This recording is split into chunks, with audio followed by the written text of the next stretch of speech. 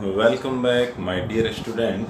आपके अपने YouTube channel prism institute में एक बार आपका फिर से हार्दिक स्वागत और अभिनंदन है। जैसा कि आपको मालूम है कि कक्षा 9 का एक अपने टॉपिक स्टार्ट करवाया था जिसका नाम है यूक्लिड का परिचय। तो यूक्लिड के परिचय का जो पार्ट फर्स्ट है वो तो करवा दिया। आज उसी के आगे उसी क्रम में आगे चलते हैं, इसका पार्ट सेकंड करें। तो कल जैसे आपने देखा था कि यूक्लिड है जो मिस्र का था और एक शिक्षक था जिसने कल्पनाओं को, है ना, कुछ बातों को उसने सत्य मानते हुए उन कथनों को लिखा। उन कथनों को क्या बोला गया? अभिग्रहित या अभिधारणय बोला गया। उसकी कुछ परिभाषाएं थी, वो 7 परिभाषाएं हमने पढ़ी। आज उसी क्रम आगे चलते हैं। आगे आज है जैसे अभिग्रहित 5.1। अभिग्रहित 5.1 क्या कहता है? देखो, अभिग्रहित 5.1 अभिग्रहित 5.1 क्या कहता है कि दिए हुए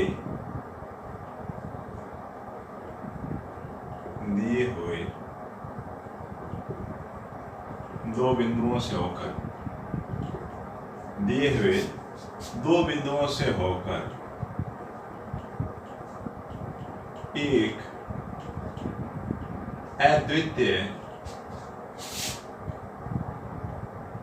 अद्वितीय रेखा खींची जा सकती है। तो ये कहता है कि दिए हुए दो बिंदुओं से होकर एक अद्वितीय रेखा खींची जा सकती है। दिए हुए दो अद्वितीय बिंदुओं से या दिए हुए दो बिंदुओं से होकर एक अद्वितीय रेखा खींची जा सकती है। तो बिल्कुल आसान है। कैसे कि भाई मान लो आपको क्या दे रखे हैं, दो बिंदु दे रखे हैं, एक बिंदु आपका ये वाला, एक ये वाला। इन दोनों से होकर क्या आ जाएगी? एक अद्वितीय रेखा आपको मिलती है। एक ही रेखा आती है, दो बिंदुओं को मिलाने वाली एक ही रेखा होती है, इसलिए इस रेखा को क्या बोलते हैं? अद्वितीय। अद्वितीय मतलब इसके जैसा दूसरा नहीं हो। अद्वितीय का अर्थ क्या होता है हिंदी के अंदर देखा जाए तो कि जिसके जैसा दूसरा नहीं हो उसको बोला जाता है क्या? अद्वितीय। तो इस रेखा दो बिंदुओं के बीच में देखा जाए तो आपके पास ये एक ही रेखा बनती है, इसके अलावा दूसरी रेखा अपने नहीं खींच सकते हैं। इसीलिए इसको क्या बोला जाता है कि भाई अभिग्रहित जो 5.1 है उसमें ये दे रखा है कि दिए हुए दो बिंदुओं से होकर एक अद्वितीय रेखा खींची जा सकती है। अब आगे चलते हैं, अभिधारणाएं पढ़ते हैं। उसने क्या क्या अभिधारणाएं दी?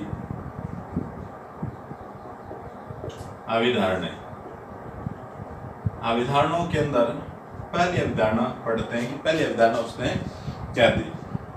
पहली अभिधारणा सेम इसी 5.1 परिवेश है। ये कह रहा है कि एक बिंदु से होकर अन्य बिंदु तक एक सीधी रेखा खींची जा सकती है। एक बिंदु से एक अन्य बिंदु तक क्या कह रहे हैं कि एक बिंदु से एक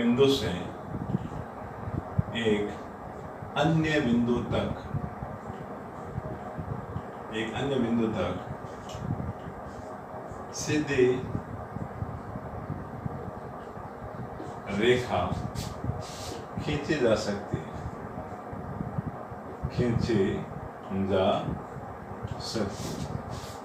ये कह रहा है कि एक बिंदु से एक अन्य बिंदु तक एक सीधी रेखा खींची जा सकती है।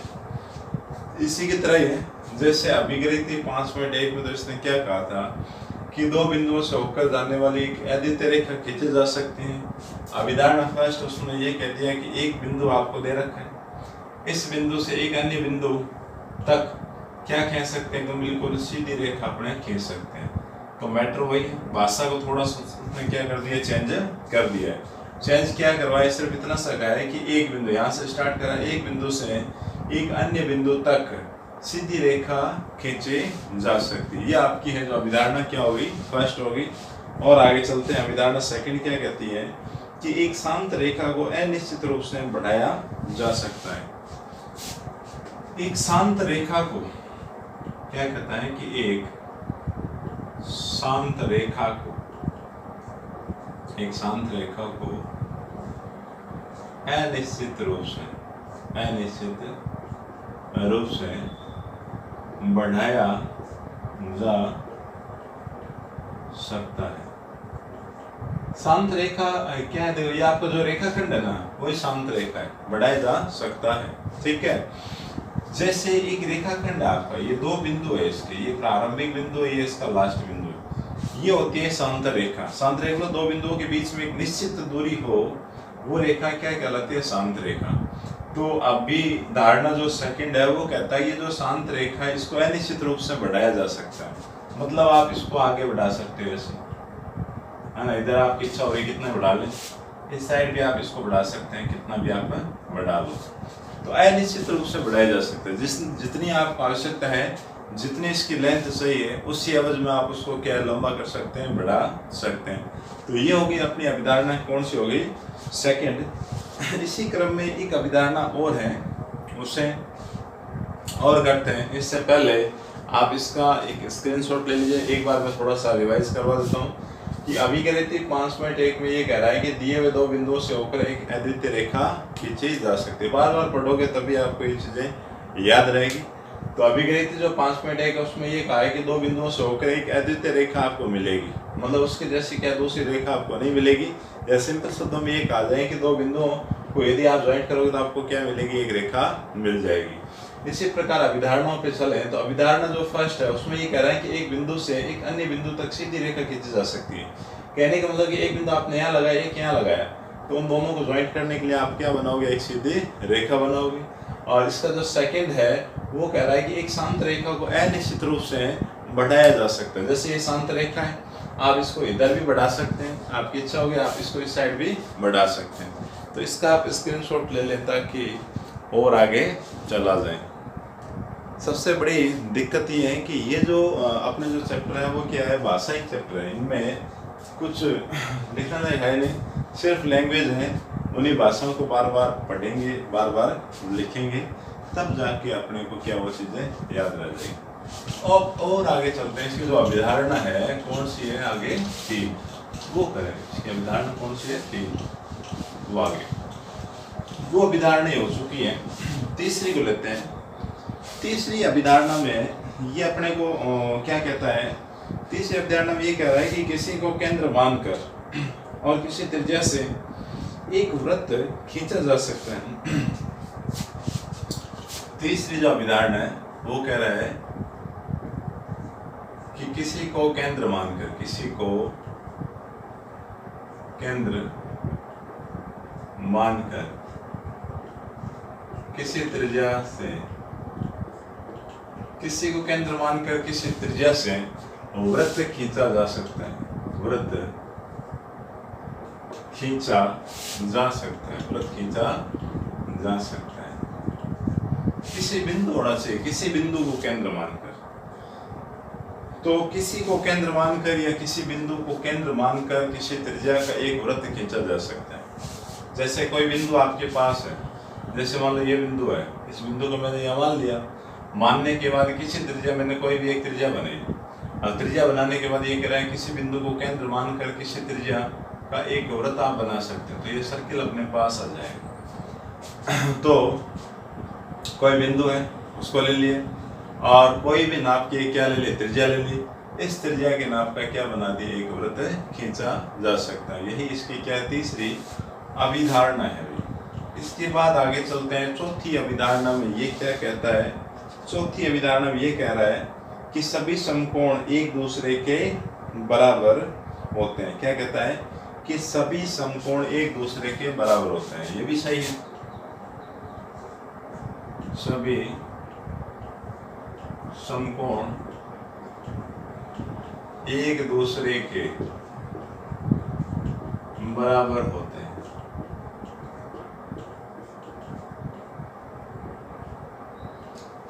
ये वो चीजें हैं जो सर्वदा क्या है, सत्य है। तो यूक्लिड ने इन चीजों को क्या माना है, इन चीजों को अपनी कल्पनाएं मानते हुए इनको अभिग्रहित और अभिधारणाएं नाम दिया, है ना। सभी के लिए हर जगह इसे सिद्ध करने की आवश्यकता नहीं है कि सभी समकोण क्या होते हैं, बराबर। बराबर ही होगा भाई, समकोण क्या होगा, 90 डिग्री का होगा। मैं यहाँ बनाऊँ तो 90 डिग्री का आएगा, इधर बनाऊंगा तो 90 डिग्री का बनेगा, यहाँ बनाऊंगा तो 90 डिग्री का बनेगा। आप बुक के अंदर बनाओगे तो भी क्या रहेगा, 90 डिग्री का बनेगा। जैसे ले लेते हैं, तस्वीर के द्वारा मैं आपको समझा देता हूँ। जैसे ये कोण है, इसको क्या नाम दे देते हैं, जैसे ए। एक आकृति और बनाता हूँ, जैसे इधर का कोण मैं ले लेता हूँ, ये समकोण है मेरा, ये बी 90 डिग्री का कोण है। अब यहाँ से आपको पता चल ही रहा है, क्या पता चल रहा है कि भाई कोण ए बराबर क्या है, कोण बी बराबर 90 डिग्री। बस यही इसकी वो थीम है। ये कह रहा है कि सभी समकोण क्या होते हैं, एक दूसरे के बराबर। इधर मैंने समकोण ए को बनाया, ठीक है, यहाँ इस दूसरे डायग्राम के अंदर इधर क्या बनाया, समकोण बी को बनाया। तो कोण ए बराबर क्या है, कोण बी, दोनों ही कोण किस प्रकार के, 90 डिग्री के। इधर वाला एंगल 90 का है, सामने वाला एंगल भी आपका क्या 90 डिग्री का है। तो उस कंडीशन में दोनों एंगल क्या हो गए, समान हो गए। और इससे पहले वाला ये कह रहा था कि किसी बिंदु को आप केंद्र मानते हुए किसी त्रिज्या के द्वारा आप क्या बना सकते हो, सर्किल बना सकते हो। तो ये भी आसान है। जैसे मान लो एक केंद्र ले लिया है ना, यहाँ केंद्र ले लिया, ये त्रिज्या ले ली, अब आप इसको घुमाओगे तो आपके पास क्या आएगा, एक तरह का सर्किल बन जाएगा ऑटोमेटिक। तो इसका भी आप स्क्रीनशॉट ले लें। इसके बाद पांचवी जो अभिधारणाएं हैं उसको अपने पढ़ते हैं। भाई पांचवी अभिधारणा के अंदर वो क्या कहना चाहता है। तो और आगे चलते हैं। पांचवी जो अभिधारणा है वो थोड़ी सी बड़ी है। वो कह रहा है कि यदि एक सीधी रेखा दो सीधी रेखाओं पर गिरकर अपने एक ही और दो अंतः कोण इस प्रकार बनाए कि इन दोनों कोणों का योग मिलकर एक ही सीधी रेखा दो सीधी रेखाओं पर गिरकर, चलो मैं लिख देता हूँ इसमें, इसको तो मिटा देते हैं और आगे चलते हैं। थोड़ी लैंग्वेज लिखनी पड़ रही है, समस्या यही है, उसी के अंदर क्या टाइम लगता है। पांचवी अभिधारणा कहता है कि एक सीधी रेखा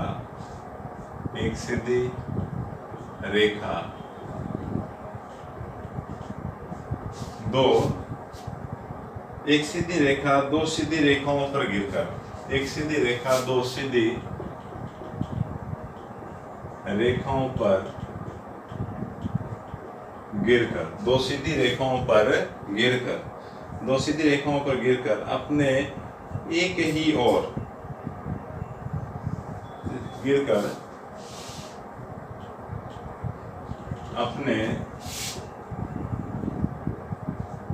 ही और बनाए गए अंतः कोण, एक ही और क्या कह रहा है कि एक ही और दो अंतः कोण इस प्रकार बनाए कि एक ही और दो अंतः कोण इस प्रकार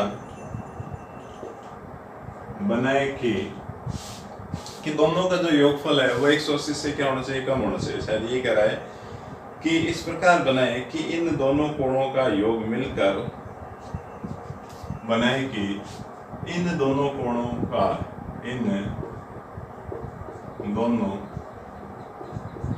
का योग मिलकर दो समकोण से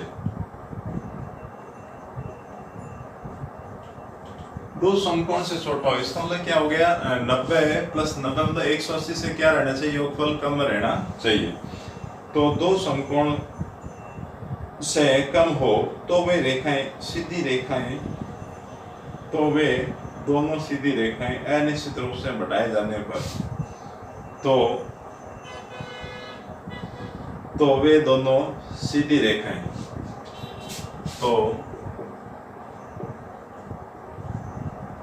वे दोनों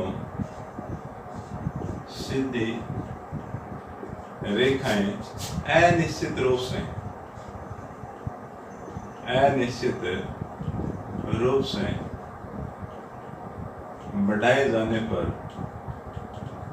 बढ़ाए जाने पर उसी और आपस में मिलते, उसी और अनिश्चित रूप से बढ़ाए जाने पर उसी और मिलती है जिस और यह योग दो समकोण से कम है। उसी और मिलती है जिस और योग दो समकोण से कम है, दो समकोण से कम है। देखो थोड़ी सी लैंग्वेज क्या है, अटपटी से मैं आपको समझा देता हूँ। ये कहना क्या चाह रहा है, इस भाषा में क्या लिखा हुआ है। ये कह रहा है कि मैं आपके पास दो रेखाएं हैं, जैसे मान लो एक रेखा आपकी ये हो गई, एक रेखा हो गई आपकी ये वाली, ये दो सीधी रेखाएं हैं, ठीक है। जहां इस रेखा को मैं नाम दे देता हूँ कौन सी है, ए बी, और ये वाली रेखा है जो आपकी क्या है, सी डी। ये कह रहा है यदि इसको कोई एक रेखा सीधी रेखा और काटे, इस रेखा को भी नाम लिख देता हूँ, जैसे ये रेखा आपकी क्या है, पी क्यू है। ये अगर सीधी रेखा काटती है, ये क्या है, सीधी रेखा काटती है, उस कंडीशन में रेखा के एक और रेखा के मान लेते हैं इधर वाले ये जो दो कोण है, ये वाले कोण दो हैं, कोण नंबर 1 और कोण नंबर 2 है। इन दोनों कोणों को यदि जोड़ के देखें, देखो दो समकोण, क्या लिखा हो, दो समकोण, इसका मतलब 90 डिग्री प्लस 90 डिग्री बराबर क्या आना चाहिए, 180 डिग्री। तो ये कहता है कि यदि कोण 1 प्लस कोण 2 आप करवाओ, और जो इसका योगफल आए ना, वो अपना क्या होना चाहिए, दो समकोण से छोटा होना चाहिए। कहने का मतलब यदि आपने इन दोनों कोणों को जोड़ा और जो योगफल आएगा वो छोटा होना चाहिए, लेस देन होना चाहिए किससे, 180 से। यदि ऐसा है कि इन दोनों कोणों को जोड़ा, उस कंडीशन में क्या होगा, योगफल 180 से क्या है, यदि कम आ रहा है, तो इन रेखाओं को अनिश्चित रूप से अगर आप आगे बढ़ाओगे, देखो मैं बढ़ा रहा हूँ, तो ये रेखाएं मिलती है, ये रेखाएं आपस में क्या मिल जाती है, कट हो जाती है, इंटरसेक्ट आपस में करेगी। ये कहाँ करती है कि जिस साइड के कोणों का योगफल क्या रहेगा, 180 से कम होगा, उसी तरफ यदि आप रेखाओं को बढ़ाओगे तो मिलेंगी। इधर मैं बढ़ाऊंगा तो एक रेखा यहाँ चले जाएगी, एक ऊपर चले जाएगी, वो कभी भी आपस में क्या मिलेगी नहीं। जिस साइड के अंतः कोणों का योगफल 180 से ज्यादा होगा, उधर की रेखाएं यदि आप अनिश्चित रूप से बढ़ाओगे उस साइड में, वो रेखाएं आपस में कभी भी नहीं मिलेगी। तो मिलती कौन सी है, जिस साइड दो अंतः कोणों का योगफल 180 से कम हो, उसी तरफ यदि आप रेखाओं को अनिश्चित रूप से बढ़ाओगे तो रेखाएं आपस में क्या करेगी, इंटरसेक्ट करेगी, आपस में मिल जाएगी। तो ये कहना चाह रहा है यूक्लिड, क्या कहना चाह रहा है, तो सिंपल सी बात है, इसने बताया क्या है, ये कह रहा है कि एक सीधी रेखा दो सीधी रेखाओं पर गिरकर, ये एक सीधी रेखा है, इन दो रेखाओं के ऊपर गिरने के बाद एक ही ओर के दो अंतः कोण इस प्रकार बने, इस साइड के मैंने लिए एक ही ओर के अंतः कोण इस प्रकार बनाए कि इन दोनों कोणों का योग मिलकर दो समकोण से क्या छोटा है। इन दोनों कोणों को जोड़ा तो वो योगफल क्या होना चाहिए, 180 से क्या है, कम रहना चाहिए। तो ये कह रहा है कि वो दो रेखाएं अनिश्चित रूप से बढ़ाए जाने पर उसी ओर मिलती है जिस ओर का योगफल कम, मतलब इधर का जो योगफल 180 से कम आ रहा था, इधर वाली साइड को बढ़ाओगे तो रेखाएं आपस में क्या होगी, कट हो जाएगी, मिल जाएगी। तो इसका भी आप स्क्रीनशॉट ले लें ताकि ये भी अभिधारणा अपनी पूरी तैयार हो जाए। चलो और आगे चलते हैं। तो जो अभिधारणा 5 है वो भी अपने पास एकदम क्लियर होगी। इसी अभिधारणा 5 पर एक यूक्लिड की जो 5वीं अभिधारणा है, इसके समतुल्य रूपांतरण वो अपने एक और लिख लेते हैं भी। ये क्या कहता है कि यूक्लिड की जो 5वीं अभिधारणा के परिणाम स्वरूप यदि दो रेखाओं पर गिरने वाली रेखा के एक ही ओर के दो अंतः कोणों का योग 180 हो तो वे दो रेखाएं कभी भी प्रतिच्छेद नहीं करती हैं। बिल्कुल सही है। तो इसको मिटा के वो करें। अब जो टॉपिक है उसका नाम क्या है कि यूक्लिड की 5वीं अभिधारणा के समतुल्य रूपांतर। यूक्लिड की 5वीं अभिधारणा के क्या कह रहा है कि यूक्लिड की 5वीं अभिधारणा के समतुल्य रूपांतरण। जो 5वीं अभिधारणा है उसी के जैसी एक नई रूपांतरित करके बनाई गई है। तो ये कहता है कि यूक्लिड की 5वीं अभिधारणा के परिणाम स्वरूप, तो मैं ये लिखता हूँ क्या दे रखा है कि यूक्लिड की 5वीं अभिधारणा पांचवी अभिधारणा के परिणाम स्वरूप, जो आपने अभिधारणा पढ़ी अभी वाली, वो कौन सी थी? पांचवी अभिधारणा थी। उसके परिणाम स्वरूप यदि दो रेखाओं पर गिरने वाली रेखा के परिणाम स्वरूप, यदि दो रेखाओं पर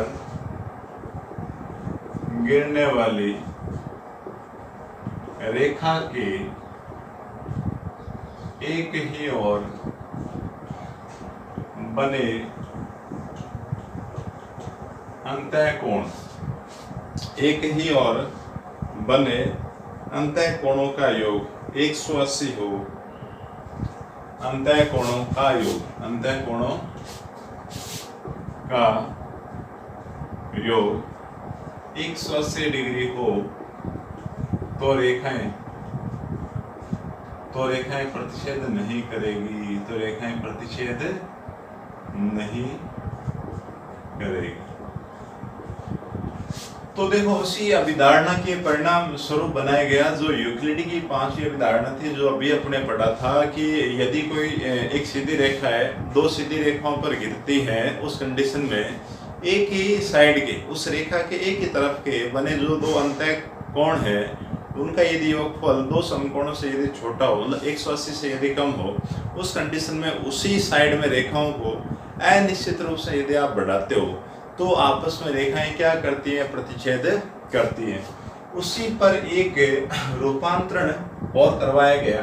ये कह रहा है कि यूक्लिड की जो पांचवी अभिधारणा, उसके परिणाम स्वरूप यदि दो रेखाओं पर गिरने वाले, जो दो रेखाएं आपकी उन पर गिरने वाली, प्रतिच्छेद करने वाले, गिरने वाली रेखा के एक ही ओर बनने वाले अंतःकोणों का योगफल यदि 180 के बराबर आ जाए, उसमें 180 से क्या था? कम था, और ये कह रहा है यदि 180 के बराबर आ जाए, 180 के बराबर हो, तो वह रेखाएं प्रतिच्छेद नहीं करती, आपस में कभी भी नहीं काटेगी। इसका मतलब रेखाएं नहीं काटेगी तो रेखाएं कैसी होगी? रेखाएं होगी बिल्कुल समानांतर। एक रेखा आपकी ये है, एक रेखा है आपकी ये वाली। इस रेखा पर एक रेखा यदि गिरती है, जैसे ये रेखा आपकी ए बी है, दूसरे वाली रेखा को क्या नाम दे देते हैं? सी डी, और ये वाली रेखा आपकी कौन सी है? पी क्यू है, ये वाली। अब रेखा के एक ही और दो कोण आप ले लो, क्या ले लो? दो कोण ले लें। तो कोण 1 प्लस कोण 2, इन दोनों को यदि मैं जोड़ता हूँ और मेरे पास दोनों का योगफल यदि 180 आ जाता है, उस समय ये रेखाएं आप अनिश्चित रूप से इस साइड बढ़ा लो, कहीं भी, कितने भी बढ़ा लें, इधर भी आप बढ़ा लो कहीं पर भी, तो आपस में रेखाएं क्या है? प्रतिच्छेद नहीं करती हैं। तो इसका जो सारांश है वो ये है कि जो रेखा आपकी ए बी है, वो समांतर हो जाएगी किसके? सी डी के। तो इस चीज का समांतर छोटा रूप क्या कह सकते हैं कि दो रेखाएं समांतर होती हैं, तब अंतःकोणों का योगफल क्या होता है? 180 आएगा आपका। तो यही है जो यूक्लिड है, उसने अपने को क्या दी है? पांचवी अभिधारणा के समतुल्य एक रूपांतरण अपने को दिया है। तो अभी तक जो ये अपना चैप्टर नंबर जो 5 है, इसका जो सेकंड पार्ट है, आज के पार्ट को मिला के यूक्लिड का परिचय अपना हो गया आज तक कंप्लीट। अब कल नेक्स्ट वीडियो के अंदर अपने क्या काम करेंगे, इसके आगे जो प्रश्नावली है जो 5.1 है, उसको हल करेंगे। उसके जो प्रश्न दे रखे हैं इन अभिधारणाओं से संबंधित, इन अभिग्रहियों से संबंधित, उन प्रश्नों को पूर्ण करेंगे। तो नेक्स्ट वीडियो में फिर मुलाकात होती है। तब तक के लिए thank you all of you.